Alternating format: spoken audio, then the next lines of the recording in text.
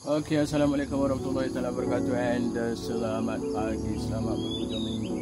Untuk rakan-rakan di BPP, ada sesiapa yang berminat bunga kantan masih segar lagi.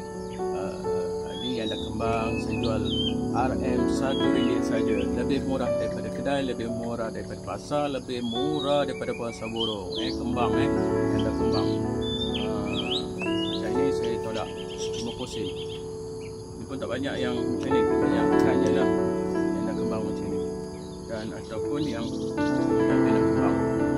Ini pun saya jual RM1 juga ini pun RM1.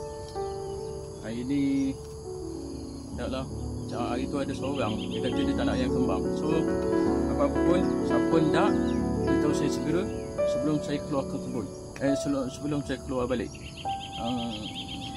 Beritahu segera kalau lah kosong tak ada, ada penyakit, yang punya ada. Kalau siapa-siapa nak, beritahu saya segera sebelum saya keluar daripada kawasan kebun. Okey, Assalamualaikum.